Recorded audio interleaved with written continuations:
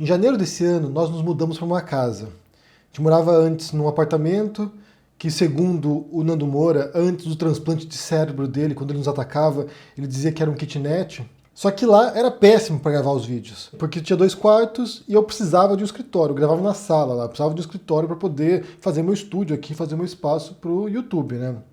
Então a gente mudou para cá em janeiro e aqui tem um muro baixinho, então a gente vê todo mundo passando na rua e quem passa na rua olha para dentro também e vê a gente dentro de casa.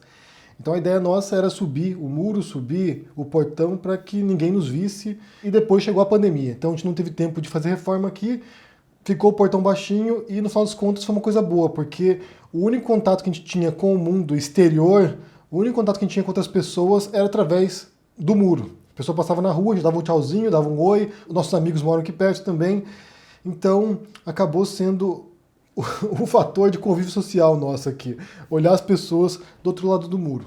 Agora a Espanha começa a desescalar a quarentena aqui, nós ficamos quase 50 dias em confinamento total, que chama em inglês lockdown, que é fechar tudo.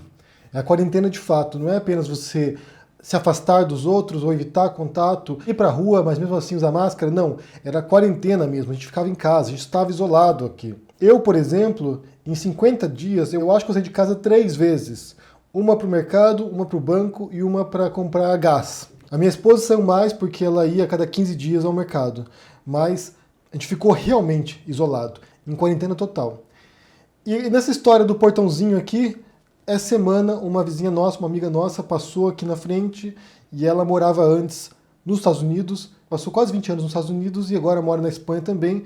E a gente começou a conversar sobre isso, né? Sobre a quarentena, sobre isolamento, bem ao papo, todo mundo tem agora, na verdade, né? Coronavírus, pandemia. Nós vamos a falar sobre isso, sobre como foi surpreendente a adesão dos espanhóis aqui. Como realmente houve uma adesão ampla dos espanhóis, eles obedeceram às ordens do governo, ficaram em casa, como já falei para vocês aqui em outra circunstância, de acordo com uma pesquisa da televisão aqui, 97% da população espanhola respeitou a quarentena, ou seja, quase 100% dos espanhóis obedeceram às ordens do governo. Isso foi impressionante, porque a gente está num país latino aqui. Ou seja, em termos culturais, em termos de costumes, em termos de comportamento, não são tão diferentes de outros países latinos como a Itália, ou como Portugal, ou como o Brasil, ou como a América Latina. É um povo mais afetuoso, é um povo que gosta de ir pra rua, que gosta de barzinho, que gosta de balada, que gosta de aglomeração. Então foi surpreendente de fato. Essa nossa amiga falou, né, que nos Estados Unidos você tem um outro espírito, e eu sei disso porque eu também morei lá, morei 4 anos em Nova York, tem um outro espírito, os americanos. Por exemplo, lá você tem um grande segmento norte-americano que tem uma enorme reação negativa em relação a ordens do governo. Afinal de contas, os americanos são livres, é um povo livre, né? Os defensores da liberdade, os defensores da democracia, da liberdade, e é um povo excepcional, né? Entre aspas aqui, porque tem uma noção, um termo que chama excepcionalismo, que é essa noção de que eles são especiais. É o melhor país do mundo, o melhor povo do mundo, a melhor democracia do planeta, ou seja, eles acham que eles são o centro do universo. É uma certa revolta em relação a ordens vindas do governo. O governo não pode mandar em mim. Quem é o governador, quem é o prefeito, quem é o presidente para me obrigar a ficar em casa? E qual a consequência disso? A consequência disso é que hoje os Estados Unidos é o país que tem o maior número de casos de coronavírus no planeta e é o que tem o maior número de mortos. Dados de hoje do Washington Post. Tem pelo menos 1.227 casos nos Estados Unidos e 73.478 mortes lá. E a expectativa, né, a previsão é que passe de 100 mil mortos. Ou seja, um país que preza a liberdade, que foi incapaz de lidar com ordens do governo, com recomendações de especialistas, com recomendações médicas, com recomendações da Organização Mundial da Saúde, pessoas que desrespeitaram, porque quem são essas pessoas para mandar em mim? Não vou obedecer essas pessoas? Eu sou livre, sou um americano livre. Bem, ficaram livres para morrer também. Afinal de contas, você tem agora quase 74 mil mortos lá. Optaram por isso, optaram por desrespeitar as recomendações, optaram por tentar manter a economia funcionando em alguns estados, porque eles têm essa autonomia também lá, optaram por isso, optaram por encarar o desafio e se ferraram. Foi isso. E eu falo desses dois cenários, né, tanto o meu aqui próximo, que é a Espanha, que teve essa adesão surpreendente, e foi de fato surpreendente, gente. Assim, as pessoas ficaram em casa, eu falei para vocês aqui na televisão, você tinha diariamente reforçando isso. Por exemplo, o meu filho de manhã, ele tem a aula na televisão. Então tem uma emissora aqui, que é uma emissora infantil, que tem desenhos animados. De manhã, nesse período da quarentena, eles têm aulas. Tem um intervalo horário ali que tem as aulas para as crianças. Então meu filho vai lá de manhã e assiste às aulas, porque não tem aula, ele não está indo para a escola. E esses dias eu estava conversando com ele sobre o vírus, né? Se ele sabia o que era, o vírus lá fora. A gente falou que as crianças não tinham casos tão complicados, que crianças não ficavam tão doentes, mas adultos podiam ficar doentes. E ele falou assim, que nós somos heróis. Nós, crianças, somos heróis. E ele repetia o que ele via na televisão. Porque a mensagem que transmitem para nós é que o maior ato de heroísmo nosso agora é ficar em casa para proteger os outros. Ao evitar o contágio, a gente protege os demais. Então essa é uma mensagem que é repetida. E as pessoas acolheram a mensagem, entenderam a gravidade da situação, entenderam os perigos, entenderam o risco para a vida dos idosos, para quem está nos hospitais, para quem trabalha na saúde pública, entenderam esses riscos e respeitaram. E eu falo desses cenários porque você tem dois cenários muito distintos, né? Um no qual as pessoas respeitaram o lockdown, respeitaram a quarentena, e o outro no qual as pessoas ignoraram. Eu sou livre, eu faço o que eu quiser. E o Brasil, o cenário brasileiro, se assemelha muito ao norte-americano. Não porque o brasileiro tem essa noção yankee, né? Nós somos livres, a melhor democracia do mundo, mas porque o brasileiro não tem muito esse respeito por lei, por ordem, não tem respeito a governo, não tem respeito a político, não tem respeito a muita coisa, né? Nos países no qual eu morei, é o único país no qual eu ouvi que uma lei não pega. Que passam uma lei, aprovam uma lei, e as pessoas não respeitam porque acham que... por que eu vou respeitar? Não faz sentido respeitar essa lei. E agora, a conversa que a gente ouve em muitos estados, em muitas cidades, é que será obrigatório, será necessário fazer um lockdown no Brasil também. Os casos não estão diminuindo, estão aumentando. O sistema de saúde está quase chegando ao ponto de saturação, que é quando entra em colapso o sistema de saúde e já não consegue mais atender as pessoas. Ou seja, se você ficar doente aí, você vai chegar no hospital e não vai ter atendimento, porque não tem mais como atender pessoas, já está lotado. E depois, como consequência disso, o colapso do sistema funerário também. Ou seja, já não consegue mais enterrar as pessoas.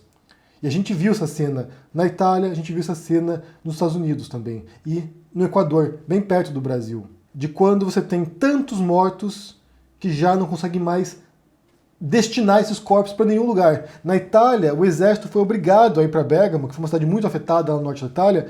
O exército foi lá obrigado a ir lá com caminhões para retirar os caixões. Nos Estados Unidos, uma história recente agora, acho que foi semana passada, os vizinhos começaram a sentir um mau cheiro na vizinhança, tinha uns caminhões estacionados próximos, e eles descobriram que tinham corpos nos caminhões, eram caminhões que não eram refrigerados, tinham corpos lá dentro em decomposição, porque o crematório não tinha mais capacidade para cremar os corpos. Então esses são os cenários mais apocalípticos que a gente pode imaginar. É o cenário quando você já não consegue mais enterrar corpos, cremar corpos, não consegue mais recolher os corpos na casa das pessoas, que foi o caso do Equador.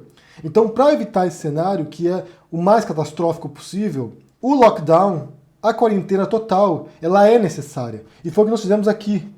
Nós ficamos, como eu disse, 50 dias em quarentena. Mais até, eu nem sei, já perdi a conta, na verdade, só desde 15 de março em quarentena, ou seja, quase 2 meses de quarentena. E agora começa a relaxar. Agora começaram a implementar medidas de gradualmente ir liberando as pessoas. Mas esse fechamento completo foi necessário, porque assim é o único modo que você tem para cortar a curva de contágio. De vez. Porque se todos nós estamos em casa, você não vai contagiar pessoas nas ruas e nem se contagiar também. Então no Brasil isso vai ser necessário. E aí você tem muita gente indignada com isso. Com a possibilidade de um governador, de um prefeito, decretar que você seja obrigado a ficar em casa. Que não seja recomendável fazer isso, mas que seja obrigado a fazer isso. Que se você desrespeitar isso, você pode ir preso. Aqui na Espanha havia multas, e multas severas em alguns casos. Por exemplo, se reunir com os amigos para uma festa de aniversário, podia dar mais de 10 mil euros de multa. Até 100 mil euros. Então as pessoas respeitaram aqui, em parte porque compreenderam o espírito cívico da situação, temos que ficar em casa porque é o que precisamos fazer, mas também porque tinham medo de levar multa, né? Se você está na rua e é multado, você já está desempregado. Você já está, sabe, ferrado. Ainda vai levar uma multa? Não, vou ficar em casa. Eu espero aqui em casa. E pegando esse gancho aí da revolta do brasileiro agora, né, ou de um percentual dos brasileiros também que não querem o lockdown, que não querem ser obrigados a ficar em casa, quero unir com uma fala de manhã que eu fiz aqui sobre debates, sobre esses debates que tiveram na televisão. E eu falei ali que tem alguns assuntos que não deveriam ser debatidos, porque não estão passíveis de debate. E eu mencionei o caso da quarentena. E muita gente aqui vem dizer que eu estou tentando vetar o debate, censurar o debate. Não é isso, não é isso mesmo. Quem acompanha aqui sabe, na verdade, né? Eu já falei centenas de vezes sobre debate aqui, sobre falácias lógicas, sobre discurso, sobre retórica. Não é isso. O que eu estava dizendo, e aqui é preciso explicar, né? E depois tem que desenhar para explicar a explicação, e depois tem que desenhar outro desenho para explicar o desenho que você desenhou para explicar a explicação. Mas, para explicar o que eu disse, tem assuntos que não são passíveis de debate. Por exemplo, a Terra é plana. Isso está aberto ao debate? Não está aberto ao debate. Porque a gente sabe que a Terra não é plana. Você tem satélites orbitando a Terra. Você tem pessoas que foram para a Lua. Você tem gente que está, nesse momento, na estação espacial, e se você botar na internet, você pode ver a câmera em tempo real acompanhando a órbita da estação espacial. Pessoas que estão no espaço agora, olhando para a Terra e que sabem que a Terra não é plana. Não é um assunto que está passível de debate porque a gente sabe, factualmente, a resposta para isso. Outro assunto que não está para debate, que a composição química da água é H2O. A gente sabe a resposta disso. Químicos já analisaram isso. Você pode achar assim, não, mas eu acho que a resposta é outra. A resposta da composição química da água é de carbono com oxigênio. Você está errado. Esse assunto não está aberto ao debate. E nesse caso em particular da pandemia, tiveram países que tentaram testar outro modelo que não fosse a quarentena, que não fosse o lockdown. Eles tentaram, vamos tentar aqui um contágio em massa, né, que eles chamam de imunidade de rebanho. Ou seja, deixemos aberto aqui o país, as pessoas continuam vivendo suas vidas e se contaminar, contaminou. E daí? Quando chegar em 70%, todo mundo vai ter uma certa imunidade e assim não vai passar mais para as pessoas. Tentaram fazer isso no Reino Unido. O que aconteceu? Os casos dispararam. O Reino Unido agora já é um dos países na Europa com o maior número de casos fatais. Já ultrapassou a Espanha, já ultrapassou a Itália. Eu vou passar para vocês aqui o número de hoje. Hoje, dia 7 de maio. E número de mortos. Primeiro lugar, Reino Unido, 30.150 mortos. Itália em segundo lugar, com 29.684 mortos. E a Espanha em terceiro lugar, com 26.070 mortos. Tem logo em seguida a França com quase 26 mil mortos. E eu acho que nos próximos dias já ultrapassa também a Espanha em número de mortos. O Reino Unido tentou fazer essa imunização de rebanho. E não deu certo. Tiveram que voltar atrás. Tiveram que fazer um lockdown agora. Rigoroso também. E parece que as aulas no Reino Unido, por causa disso, por causa desse atraso em fazer isso, só vão retornar ano que vem. Quanto mais tempo um país leva para fazer isso, tomar essas medidas drásticas de contenção, mais tempo demora para poder retornar ao normal e mais pessoas morrem, obviamente. Mais pessoas se contagiam, mais pessoas morrem. O Brasil, a gente tem visto um desencontro de estratégias para lidar com isso. E a consequência disso, a gente sabe qual pode ser. E a adesão a isso a gente não sabe também. Quando implementarem o lockdown, esses estados e cidades terão condições de reforçar isso, de aplicar isso, de manter as pessoas em casa de fato? Você vai ter esse tipo de adesão como teve na Itália? Você vai ter esse tipo de adesão como teve aqui na Espanha? Ou será como os Estados Unidos? Eu quero recomendar, mais uma vez, um texto que eu já mencionei para vocês aqui anteriormente, que é um texto do filósofo coreano Byung-Chul Han. O texto se chama A Emergência Viral e o Mundo de Amanhã. É um texto que foi publicado no El País, em março, no qual ele compara o contexto do Sudeste Asiático, a Coreia do Sul, ao contexto europeu. E aqui a gente estava no pior cenário na Europa já, né? Já estava bem complicado o negócio por aqui. Esse texto é do dia 21, quando a curva na Europa estava disparada. Ele compara o comportamento, né, a noção dos asiáticos em relação ao governo, em relação a ordens, em relação a obedecer ordens de governo e na Europa. E ele falava lá, né, quando o governo japonês, ou o governo coreano, ou o governo chinês dá uma ordem, as pessoas não questionam isso. Você está dando uma ordem, vamos obedecer. Mas na Europa, embora ainda não seja como os Estados Unidos, você também tem uma mentalidade mais libertária, entre aspas. Não, a gente é livre, a gente não vai obedecer ao governo, a gente vai cumprir o que nossa consciência mandar. E daí você compara o número de mortos na Coreia do Sul com o número de mortos nos países europeus. A diferença é brutal. E vale ressaltar um caso da Nova Zelândia, no qual a primeira-ministra lá, a Jacinda Ardern, aplicou a medida mais rigorosa de todos os países que a gente sabe até agora, de quarentena total também, e foram pouquíssimos casos de contagiados e pouquíssimos casos de mortos. Até onde a gente saiba, é o país que melhor aplicou as medidas de contenção. E quando eu falo que isso não tem debate, é porque a gente já percebeu, a gente já aprendeu com o histórico das coisas, a gente já viu o que funciona e o que não funciona. A questão não é mais se devemos aplicar isso ou não, mas é quando vai aplicar isso. Qual era o momento ideal para isso, para evitar o pior dos cenários? O Brasil já passou desse ponto. Na verdade, vocês tiveram muito tempo para se preparar para isso, para evitar isso. Alguns estados, algumas cidades já entraram em colapso, tanto sanitário quanto funerário. Já passou o momento de fazer isso. No Maranhão, você tem algumas cidades que estão em lockdown. E certamente isso vai espalhar para outras cidades depois. Por isso que me incomoda muito quando você vê, ainda mais em casos de não especialistas, pessoas debatendo se deve ser aplicado isso ou não. Porque é ciência. E a ciência, aqui repito um outro vídeo no qual eu falei sobre isso, não é um processo dialético. Não é um cientista diz uma coisa, outro diz outra coisa e vão tentar buscar um consenso ali. Não, o confronto da ciência é com a realidade. Eles olham para o mundo, verificam aquilo, constatam aquilo, experimentam, testam, retestam, expõem publicamente os resultados, outros cientistas vão lá, tentam verificar aquilo ali também, tentam falsear aquela hipótese, e aí sim você tem aquilo que se chama de consenso. Não é um debate entre cientistas, é entre cientista e o mundo. Você até pode chamar de maneira vaga, que isso é uma dialética, né, do cientista confrontando a realidade, mas não é, não se aplica, não é o termo mais apropriado para isso. Mas é um confronto da realidade com a hipótese. E isso não é passível de debate. Terra esférica ou não, isso não é passivo de debate, isso está encerrado, é um assunto encerrado. A composição química da água é um assunto encerrado. A melhor maneira para lidar com a pandemia talvez não seja encerrado o assunto, mas não é objeto de debate na televisão entre duas pessoas leigas no assunto. Se alguém tem que decidir isso e tentar descobrir saídas, são pessoas que trabalham nessas áreas, que estão tentando buscar respostas. Não cabe a você em casa assistir o debate das pessoas que não são cientistas para você tirar a conclusão em casa. Ah, eu sou a favor do lockdown ou não sou a favor do lockdown. Não, esse processo não faz sentido. E é por isso que eu falo que certos assuntos não são passíveis de debate, muito menos na televisão. É importante esclarecer para as pessoas, olha, vocês têm que fazer isso por causa disso. Como a gente viu aqui na Europa. A gente tem que ficar em casa por causa disso. Se vocês saírem à rua, vocês vão continuar espalhando a doença. Nos Estados Unidos, eles optaram por não fazer isso. E lá você tem um presidente, que é o Trump, que age de maneira muito parecida com o Brasil, com o Bolsonaro. Ou seja, ele manda mensagens contraditórias para as pessoas, e elas não sabem como proceder. Eu falei dias atrás aqui que ele meio que lançou a sugestão, bem, se desinfetante mata o vírus, por que não injetar o desinfetante nas pessoas? E daí pessoas foram parar no hospital porque foram lá e beberam o desinfetante. Para você ver como muitas vezes não dá para confiar muito na capacidade crítica das pessoas. Se você começa a sujeitar as pessoas a esse tipo de dúvida, para uma circunstância como essa, que é de vida ou morte, as consequências nem sempre são muito positivas. Ou raramente são positivas. Então, só para concluir esse vídeo aqui, provavelmente o Brasil terá de entrar em lockdown.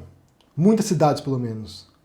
Porque, como eu disse, esse foi o único procedimento eficaz visto até agora. Tirando o caso da Coreia do Sul, por exemplo, que tem um outro procedimento, mas que exigiu milhares e milhares de testes por dia, com uma capacidade de controle daquilo que o Brasil não tem, jamais terá. Então, a hipótese descartada.